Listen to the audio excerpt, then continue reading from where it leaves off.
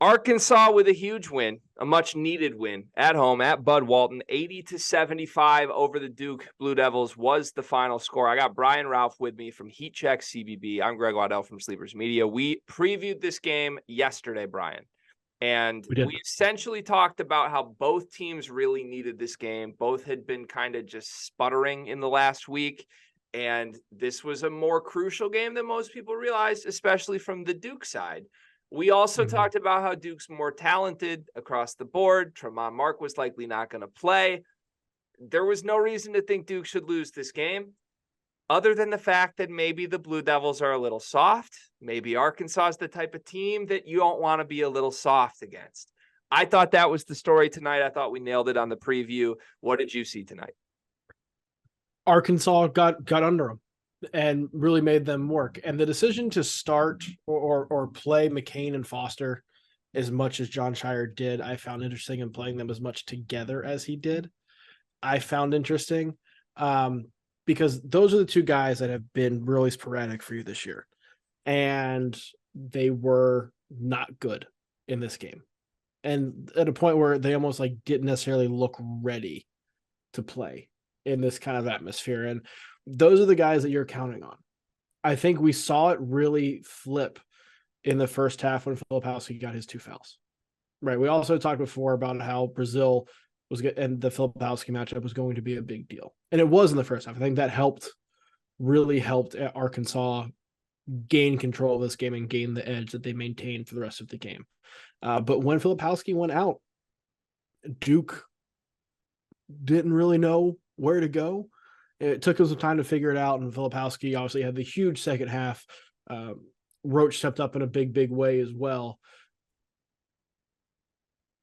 But you didn't get anything from anybody else. You know, we're looking around for Tyrese Proctor, and he's having another really bad shooting night. You're looking around for, again, one of those freshmen to step up. They had a really bad shooting night. You got really nothing off the bench. That's why you had to bring in TJ Power to get his first real meaningful minutes of the season. Like, we said this was more important for Duke because of the implications of what would it mean if Duke lost and why Duke lost. And that's what we're staring at. You're looking at a team that doesn't have depth of scoring options. Your number 1 or number 2 guy who you thought was going to be in the preseason, Tyrese Proctor, has not been that. You're getting nothing really from your freshmen. The depth has not produced. So if you're Duke, like, where do you go from here? I don't know. I think that's the tough, harsh realization here. Now, I will say, Duke can be Duke. They can still be the threat to make a Final Four, win a national championship. They can still be an ACC favorite. They can still have all of their dreams in front of them and also be really bad on the road. That's kind of just a Duke thing. Like, this is looking back through the years, other than the Paolo Banchero year recently, where they were great everywhere because they had Paolo Banchero and other guys, among other guys, right? Other young Duke teams at the end of the Coach K era have been really, really bad on the road. Jeremy Roach's freshman year, they were 1-6 on the road against top 100 teams. Last year, 1-6 on the road. Like, that's multiple seasons of, like, they essentially lose every big road game they play of the season. And I think this Arkansas team was really undermanned tonight, but they were also really desperate. It was a crazy environment. Shout out to the Razorbacks fans. That's like, that was absolutely an element of this game, because I thought Duke had a bunch of chances early to kind of take control of the game. Like, it was kind of just hovering there. It was back and forth, a 2-point lead, a 5-point lead here and there. But every time Arkansas responded, until finally, like, it was just one extra response that was too much. And you kind of saw Tyrese Proctor and Flip look at each other like, whoa, we're not over the hump right now. What do we do? And I don't think they know what to do in those moments, because they've never won those games since they've been in a Duke uniform. And that's a great point. Like, home court advantage matters so much in college basketball when it is an atmosphere like that, because you are not going to get a team that doesn't play hard in that kind of atmosphere. Brazil, he's totally healthy now. I think we're seeing that, the impact he's had. Battle had a huge game as well. But we also saw some other guys step up. Ellis, I think, had the best game he's had in a while. they did all this too. Tremont Mark wasn't there. Devo Davis missed a large part of this game after he hit his face on the court. So the fortitude of Arkansas to play the way they did, I think bodes well for them being that shorthanded. This is the emotion, the intensity, the toughness you expect from an Eric Musselman team. And you're going to get that. Bud Walton's a tough place to play for a reason. Mm-hmm. But the issues of why Duke struggled are issues that have popped up earlier on in the season too. And the freshmen can get better. It's still just November, right? But I think depth is a question. And there is no reason why Tyrese Proctor regressed from last season the way he has. It's right. Strange. And so it's strange. Those are the two things that I think are causing me to recalibrate my expectations for Duke a little bit, right? They're still going to be a good team, still going to be right in the mix for an ACC title. But if you're looking at that national championship favorite, Final Four favorite, they can still certainly get there. But it is not they're not the team to beat per se. Yeah. If you're doing like a stock up, stock down from the big preseason 3, right? I think Michigan State was thrown in there, but it was really Duke, Kansas, Purdue was the big preseason 3. Purdue is like as up as you can be. I think Duke and Kansas have both taken a quiet step back. Like this loss to Arkansas is not like a jump off the bandwagon loss, but it's just like, hey, there might be some actual roster problems here that just certainly don't appear like they exist with Purdue right now. So on the Arkansas side of things, I loved your point about how many guys stepped up and contributed, especially once Devo went down. Like they're already undermanned. And Brazil was brilliant. I thought Battle was uber productive as he usually is, even if not super efficient. But this team needs someone to just be like an alpha shot taker, and he's perfectly comfortable in that role off the bench.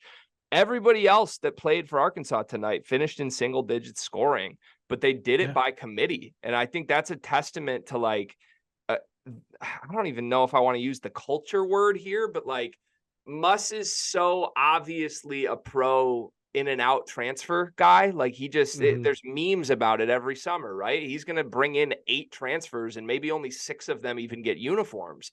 But the fact that he's able to keep locker rooms in the midst of all of that is wildly impressive to me, because there are so many coaches that do something similar. And by week 2 of the season, they've lost the locker room and it's a disaster. And with the way he's moved El Ellis in and out of the lineup, it would have been really easy for El to just like be a total toxic presence on this team. It hasn't happened. They kind of just wait for their moment. And tonight, like ultimately their depth proved a lot more ready for this game than Duke's 5-star freshman did. There are 3 stats to me that are very telling. Arkansas won the rebounding battle 40-34. Someone expected, given Duke's lack of size depth, but that's a lot of effort coming from Arkansas, right? 17 assists for Arkansas, 10 for Duke. The selflessness, the team first mentality, getting all these guys on the same page as you just talked about with Muss, I think that showed up there. 36 bench points for Arkansas, 9 for Duke. Like this was a collective team effort, and a lot of guys contributed, a lot of guys played hard, and a lot of guys shared the ball. This was an unselfish game that Arkansas played, and I don't think Duke necessarily played super selfishly, but this was, you could tell Arkansas was playing as a team, whereas Duke was more of a collection of individuals trying to figure it out. Yeah, ESPN app tells me that there are 19,200 fans at full capacity at Bud Walton. Tonight was 19,215 on 2. That's what it was. It was Flip and Proctor on everybody in that building, plus 15 guys in Arkansas uniforms, and ultimately that proved too much. I think Norlander, shout out Matt Norlander, tweeted that they announced there was like over 20,000 people in the arena. Like it was the largest in Bud Walton history. Yeah, 20,344. People sitting on laps, apparently. Yeah. I don't know. You were in the Dean Dome. I don't know. This is all speculation at this point. Which, by the way, watching a Duke game and like taking notes on a Duke game for this in the Dean Dome was hilarious. I give you so much credit for that. We're so thankful. Our audience better show you some love for that. That's incredible stuff. I have one question for you, and then I have a Proctor theory, and then we can get out of here. My question to you is this: was tonight's result more about Arkansas trending in a positive direction or Duke trending in a negative direction? I think it's more about Duke trending in the negative direction, and it's not because Arkansas isn't trending in a positive direction, right? I think this is for Arkansas, the calming down, things are okay. We got a decent group here. We're going to figure this out kind of moment, right? And if you're Duke, you're not ringing all the alarm bells because, again, it is hard to go play at Bud Walton and win. But the things we've talked about with the freshmen still not producing, Proctor still not being the guy. He's an inefficient volume shooter right now. And that's not what you want from a guy who had a breakout All-American candidate, a breakout All-ACC candidate. I certainly put him up there because the way he was playing at the end of last year was that.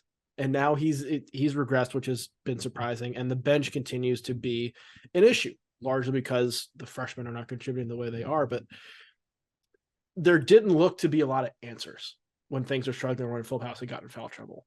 And that's the negative part for Duke that I'm concerned about is there didn't seem to be answers available. Yeah.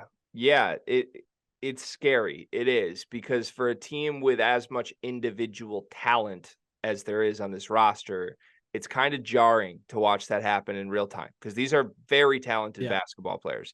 But for whatever reason, the puzzle pieces just aren't fitting in a way that allows them to realize their talent and turn it into production, which leads me nicely to my Tyrese Proctor theory.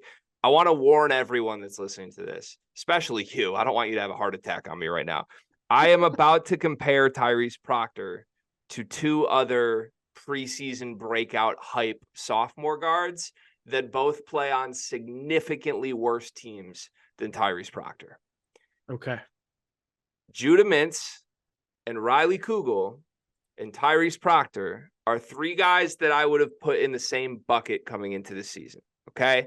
I think Proctor had the most hype because people could see him be an All-American because of how good Duke was going to be. I think Mintz and Kugel are uber productive guys who are super talented, probably NBA guys as soon as one summer from now. I think the difference as far as why those guys have been able to have individual leaps a little bit has to do with role and the talent around them. Like, say what you want about Syracuse's team, say what you want about Florida's team. Florida lost tonight at Wake Forest. Like, those two guys, if things go wrong for their team, the ball's in their hands and all the eyes are on them, and they better figure that shit out. When things go south for Duke, Tyrese Proctor can give the ball up and look at other people and hide in the corner. Tyrese Proctor can give the ball to Flip and hope that Flip can fade to his right and beg for a foul call. Like, Proctor, as good as he is, as talented as he can be, when things go south, the ball's rarely in his hands. And that's the hardest part for me to square with it is, like, I want to see him approach the challenge of these challenging moments and figure it out and go through the growing pains. And I think part of Duke's issues right now are they don't even force him to do that because they've got other talented guys, but it's not helping his development if he never has to face the music in those moments. What do you think of that theory? I think it's spot on because he has Jeremy Roach, who he can defer to even in the backcourt, along with Filipowski. That's one of the reasons why Roach had such a big game scoring the ball, particularly late in the game, because Proctor was passive. And this is the part to me that is so, I'll just say, interesting with Proctor, because I was somebody who hyped him up in a big way the offseason. I was one of the main culprits of saying, I said this coming into the season, I thought if Zach Edey didn't win National Player of the Year, Tyrese Proctor was my pick to win instead of Zach Edey. The progression he went from last year, from this point in November to the end of last season, was stark. He was throwing passes straight to the other team in November. Like, it was bad. And then at the end of the season, he was the best player on Duke's team and often the best player on the court against Tennessee in the NCAA tournament game. Like, he was that guy. He was the guy that you just said he's not, because he has not been this season. Like, he had the ball in his hands all the time on a team with players who are currently in the NBA, right? It was understandable that he started slow last year because he was still should have been a senior in high school. He graduated early to play for Duke. The progression was fine. And so you're like, okay, if that trajectory continues or just maintains where he got to, that's a guy who can do everything. And he has not been. He has gone back to being the guy he was last November and December. Duke has needed him to be that, not necessarily alpha, because you can say that Filipowski can be that, and that's fine. But he has not wanted to be the guy, which is the most baffling thing, because he was that guy at the end of last year for this team. And so to see some of the skills go backwards just with some of the shooting and shot selection and inefficiencies there, but the mentality of I was once the guy and now I don't even want to anymore. It's like the pressure's getting to him. Yeah. Yeah, it's weird. It really is. And I know I'm doing a lot of psychoanalyzing, which is something I tend to do on this program. But I think back to the end of last year when he did really flip it on and start playing great basketball. This might be a little like chicken or the egg, what came first. Duke was winning all those games that he was playing really well in and was alphaing. So I'm sure part of that is like, okay, Proctor's that good. When he's on his A game, it elevates Duke and they win these games. But I also think, flip side, it's easier for him to embrace those moments when things are just going well. I think he's a much better player mentally when Duke's just up 10 on some random team than they are when they're in a dogfight on the road. I think he hides from those moments, and I don't know what it is. I don't know if he's going to get over it or not. I think Duke's going to win a bunch of regular season games this year where he doesn't have to be that guy anyway. But at some point, the season is always going to come down to games like this. And the question is, who will the real Tyrese Proctor? Are we Slim Shadying Tyrese Proctor right now? Is that what's happening?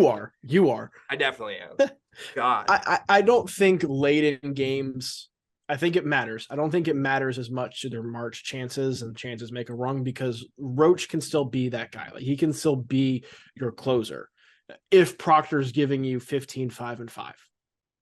Right. On efficient and having an impact in the first 39 minutes. And he hasn't to this point. Like, that's 7, 4, and 3 is fine, but not when you're shooting 3 or 12, and not when you're being relied on to be the first or second option on your team.